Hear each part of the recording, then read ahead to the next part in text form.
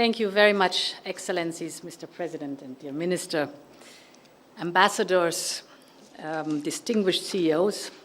Thank you very much for welcoming me here and for organizing this roundtable. And I'm very pleased to visit the headquarters here of the International Solar Alliance.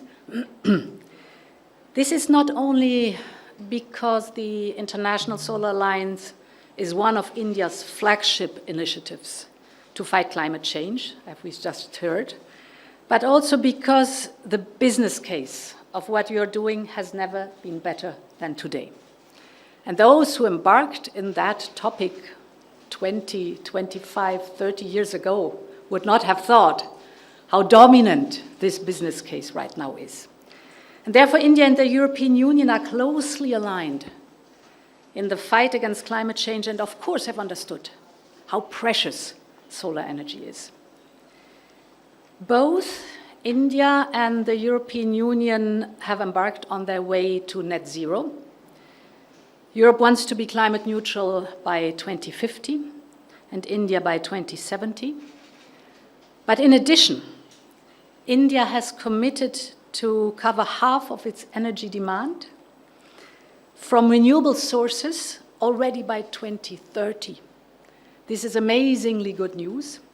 This is very ambitious. Congratulations, but it's the right way to go. In Europe, we've set ourselves similar goals, so we know how difficult it is to get there, but you have to be ambitious.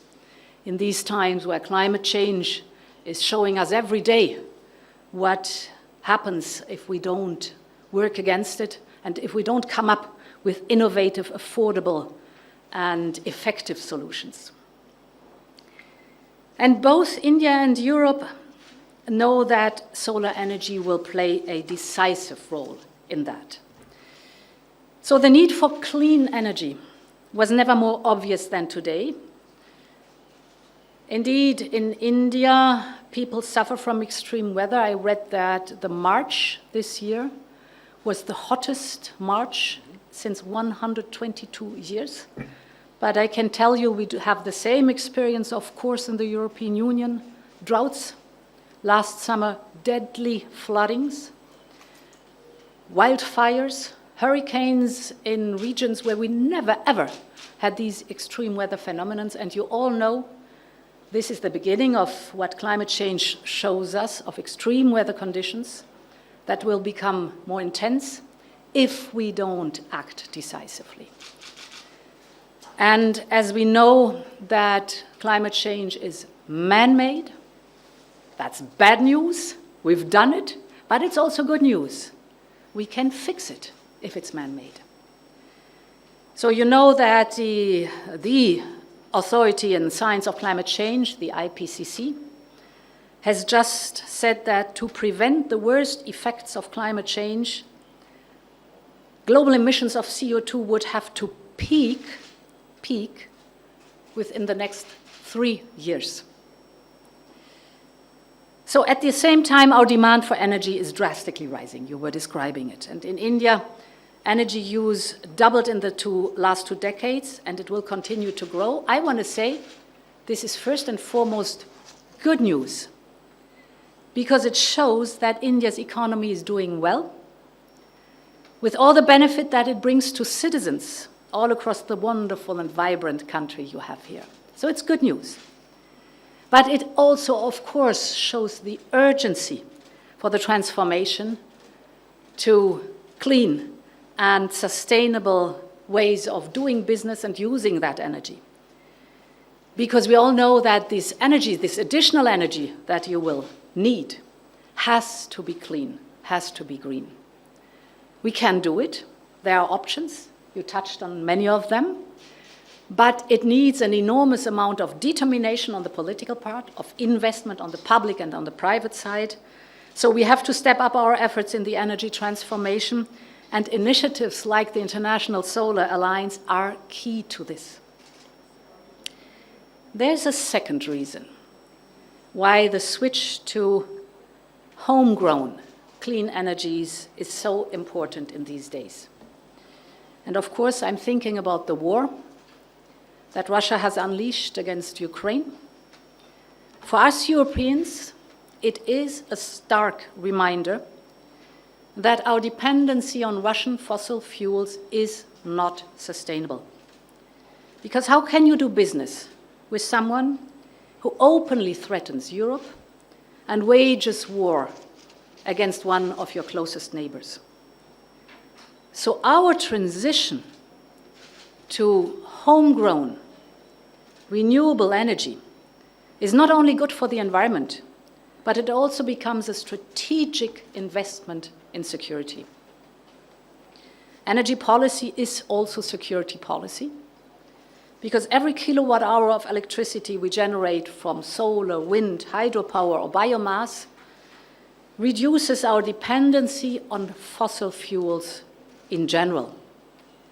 So this is why the European Commission will present next month a new solar strategy of the European Union as part of Repower EU. We can discuss it later on in the roundtable if it is of interest. And here too, India and the European Union are on the same path. Prime Minister Modi has announced that India should be energy independent before it celebrates 100 years of its independence as a country. This would be in 2047. So it's in our common interest that this independence of fossil fuel that comes from abroad is a transformation into renewable and clean energy.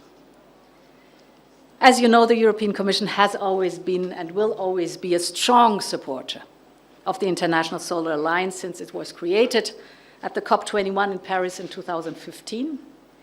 And I commend the work that the Alliance is doing to develop new technologies. This is amazing what you're doing. You're scaling up solar applications for agriculture, extremely needed. You are accelerating the production of green hydrogen with solar energy. You spoke about it, and we can go in depth in our roundtable. You're capturing the infinite energy of the sun and making it to all available and affordable. There will not be a green transition if it is not a just transition, if we are not able to leave nobody behind, but to take everybody along. So what you're doing is innovation put at the service of people. And I'm really interested to hear from you, from business, from you who are active in the solar energy sector, about your experiences, but also, of course, about your vision. The opportunities, the difficulties, let's talk about it.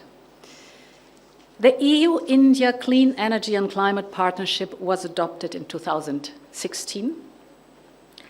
As you know, we discuss a large variety of important issues there, be it the smart grids or storage, the clean energy financing, our cooperation on green hydrogen, a big topic for Europe. But my visit also shows me, and all the discussions that we have, that there is so much untapped potential. So we can do so much together to improve the situation. We need to step up our cooperation. We can learn from each other how to finance, promote, and deploy solar energy, how to secure global supply chains, big topic since the pandemic, when we learned what it means, when all of a sudden global supply chains, because of the pandemic, were interrupted with all the consequences. And the material, of course, needed for solar panels. How to identify the best areas to place those panels, fields, land, or rooftops, etc., etc. Together, we can indeed increase the economies of scale and scope. Dear Minister, you raised the topic. The economy of scales and scopes in tapping the power of the sun. We should do this through the International Solar Alliance. And there's a second point that we should have a look at, and this is mission innovation. Mission innovation is a global initiative of 22 countries and the European Union. Together, they represent more than 90% of global government investment in clean energy research and innovation. With mission innovation, we want to accelerate the innovation in clean energy everywhere on our planet. And India is a key key contributor to this common effort. The ministerial in India will be next year. It will be an important milestone because mission innovation is the place where our cooperation with India and other partners is moving the frontier for clean energy. So as I've spoken about the untapped potential, here's the place to really draw on it and to develop the common projects that will forge the path forward to the future. I want to raise a last topic because you rightly so mentioned the potential of the African continent. And indeed, there are massive investment needs that we discovered also after or during the pandemic. Not only in the European Union, not only in India, but also around the globe in the developing countries. And therefore, the European Union has developed Global Gateway, a 300 billion heavy investment initiative, where the focus lies on green initiatives. Of course, there's second focus on technology, the digitalization, and the third one on resilience, but the main focus is on the Green Deal. And here 150 billion are tailored for Africa to indeed do exactly what you said. They have an abundance of natural resources for green energy, but they need the investment, and it's in our common interest, not only to develop, but also to store or to transport these clean energies. So also here to work intensively together, to understand the signs of time and to take this potential that is out there and really to do something about it, what is critical for our fight against climate change. That is the task of today. So there's much we can achieve together, boost our economies. For us, the European Green Deal is our new growth strategy, because we know if there's a future for the economy, it's going to be a circular economy. If there's a future for energy, and we need energy, it has to be clean energy. If there's a future for a way to produce and to consume, we have to change it into the patterns of a green transformation, but this is our new green and growth model that we believe in. The International Solar Alliance is emblematic of the kind of partnership we need to make this change happen, because we all have our place under the sun, and we will do whatever it takes to keep this planet livable. Thank you very much, and I'm looking forward to the discussion. Thank you very much, Your Excellency.